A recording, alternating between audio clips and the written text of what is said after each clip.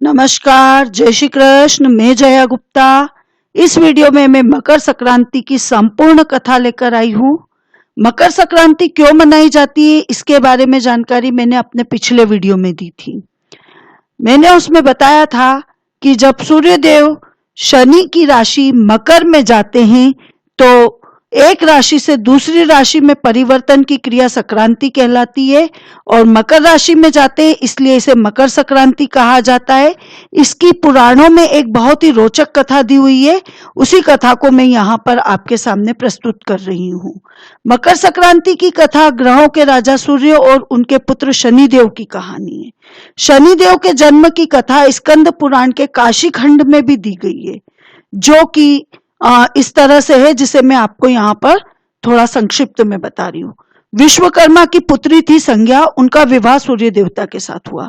संज्ञा बहुत ही कोमल स्वभाव की स्त्री थी, जबकि सूर्यदेव बहुत ही प्रचंड और तेजवान पुरुष थे। संज्ञा सूर्यदेव के तेज को बहुत ही कष्ट से सहन कर पाती थी। संज्ञा जब भी सूर्यदेव के समीप जाती थी तो उसको बहुत ताप महसूस होता था सूर्यदेव का, और वो ताप सहन करना उनके लिए बहुत ही परेशानी वाला काम होता था। परंतु वो सूर्यदेव को कुछ कह भी नहीं सकती थी। वो डरती थी सूर्यदेव से कि सूर्यदेव क्रोधित नहीं हो जाए यदि वो कोई ऐसी बात कह दे तो इसलिए संज्ञा हमेशा परेशान रहती थी। वो सोचा करती थी कि मुझे कुछ ऐसा करना चाहिए, तप वगैरह, जिससे कि या तो सूर्यदेव का ताप थोड़ा कम हो जाए या मेरा तेज बढ़ जाए तो मैं सूर्यदेव के तेज को सहन कर लूं। तो ऐसा सोचती रही और दिन निकलते गए और संज्ञा और सूर्यदेव से 3 संतानों ने जन्म लिया। वैवस्वत, मनु, यमराज और यमुना, ये 3 संतानें पैदा हो गई। उसके बाद भी संज्ञा सूर्यदेव के समीप जाने से घबराती थी।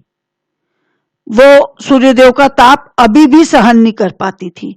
एक दिन उन्होंने परेशान होकर निर्णय लिया कि वे तप करेंगी और सूर्यदेव के तेज को कम करेगी या अपने तेज को बढ़ाएगी ताकि वो उनके ताप को सहन कर सके।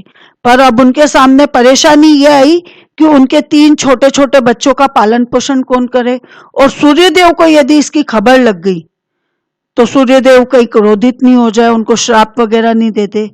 तो उन्होंने क्या किया कि उन्होंने अपने तेज से अपनी ही एक छाया, यानी उसको स्त्री रूप में बदल के अपनी छाया को और एक और अपने जैसी ही एक स्त्री को उत्पन्न किया। उसका नाम उन्होंने संवर्णा रखा और उन्होंने संवर्णा से कहा कि मेरे 3 बच्चों की और सूर्यदेव की पालन पोषण की जिम्मेदारी तुम्हारी।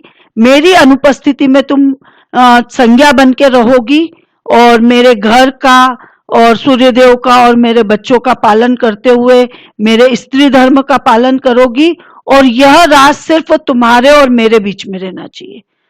सूर्यदेव को भी इन्हें पता नहीं चलना चाहिए और किसी भी बच्चों को भी, किसी को भी पता नहीं चलना चाहिए।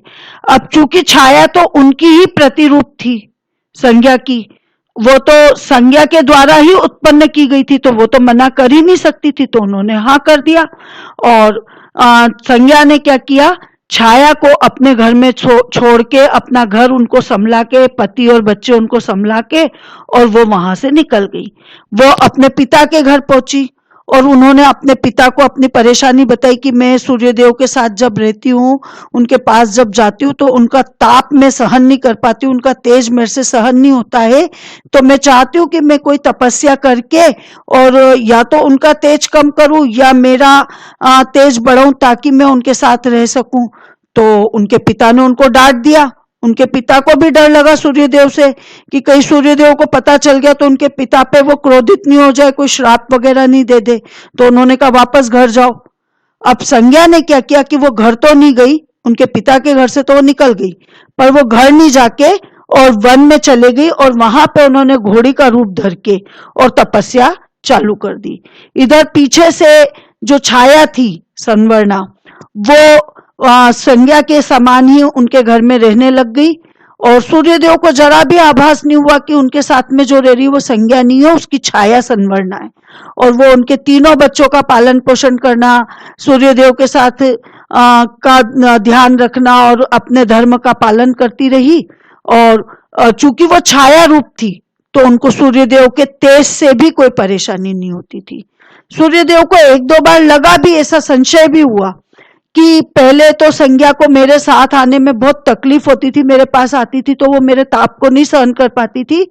आजकल तो ऐसा कुछ नहीं होता है, पर उन्होंने सोचा इतना समय हो गया तो हो सकता है अब वो सहन करना सीख गई हो, तो सूर्यदेव ने ज्यादा ध्यान नहीं दिया और सूर्यदेव और संवर्णा के मिलन से भी 3 संतानें ने जन्म लिया, सावर्णी, मनु, शनिदेव और भद्रा।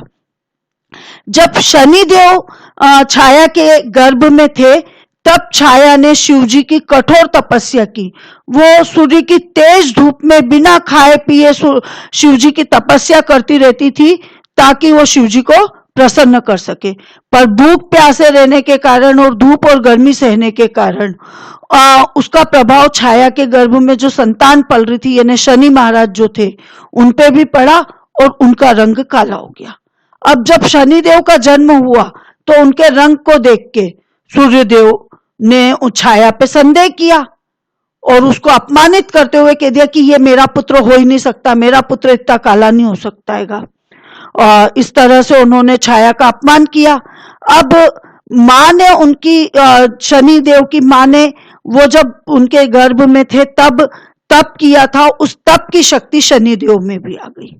तो शनिदेव छोटे ही थे उस समय, तो उन्होंने क्रोधित होकर अपने पिताजी को देखा सूर्यदेव को, तो सूर्यदेव भी उनके समान काले हो गए और उनके घोड़ों की चाल भी रुक गई।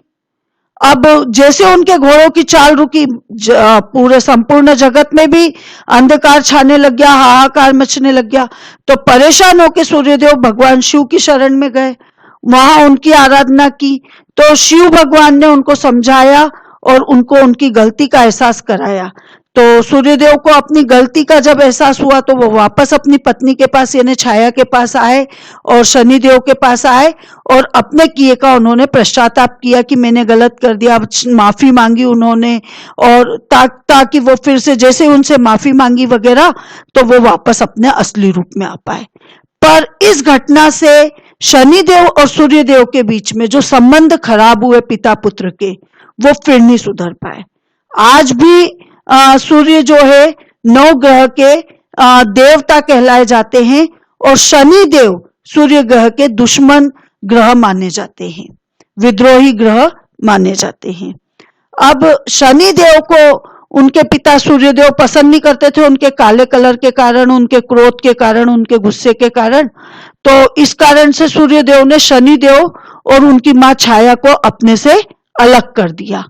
अब इस बात से यानी उनकी मां के अपमान से दुखी होके शनिदेव ने क्रोध में आके अपनी मां के साथ सूर्यदेव को कुष्ठ रोगी होने का श्राप दे डाला कि आपका सारा तेज जिसका आपको घमंड है वो सब खत्म हो जाए और आप कुष्ठ रोगी हो जाए, इस तरह का श्राप दे दिया। अब सूर्यदेव को कुष्ठ रोग से पीड़ित देख के उनकी पत्नी संज्ञा का जो पुत्र था, उनका बड़ा पुत्र यमराज, उसने तपस्या की और उस तप के फल से उन्होंने सूर्यदेव को कुष्ठ रोग से मुक्त किया।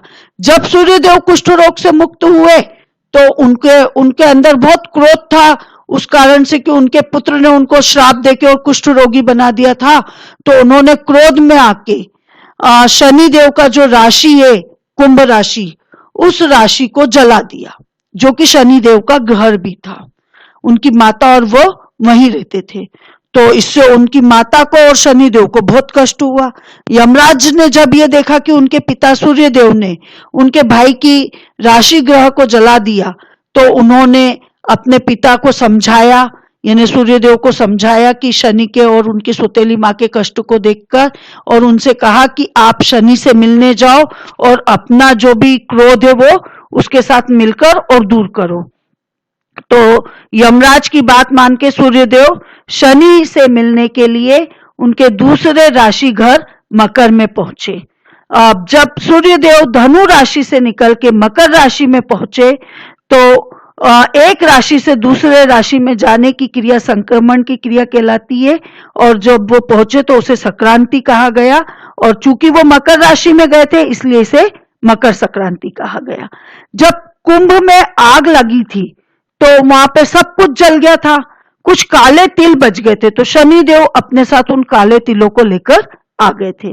अब सूर्यदेव जब मकर राशि में आए शनि से मिलने के लिए, तो शनि खूब खुश हुए सूर्यदेव को देखकर। उन्होंने अपने पिता के चरण पखारे और उनकी पूजा अर्चना की, और जो तिल वो लेके आए थे उन्हीं तिल से उन्होंने उनकी पूजा अर्चना की और उन्हीं से मिठाई बनाकर उन्होंने सूर्यदेव को समर्पित की। तब से ये मान्यता हो गई कि शनिदेव ने तिल की वजह से ही उनके पिता उनके घर आए थे और उनको घर की और सुख की प्राप्ति हुई थी। तो तब से ही मकर संक्रांति के दिन सूर्यदेव की पूजा की जाती है और उनको तिल चढ़ाया जाता है, यानी तिल की मिठाई बनाकर और उसका भोग लगाया जाता है। और यमराज की बात मान के सूर्यदेव अपने पुत्र शनि से मिलने के लिए उनके दूसरे घर मकर में पहुंचे थे, इसलिए उस दिन को मकर संक्रांति के रूप में मनाया जाता है। आपको मेरा ये वीडियो अच्छा लगा तो इसे लाइक और शेयर कीजिए। अभी तक यदि आपने मेरे चैनल को सब्सक्राइब नहीं किया तो कृपया मेरे चैनल को सब्सक्राइब कीजिए, बेल आइकन को हिट कीजिए। हिंदू धर्म, संस्कृति, तीज त्योहार, व्रत कथा, रीति रिवाज इत्यादि जानने के लिए मेरे साथ बने रहिए। जय श्री कृष्ण।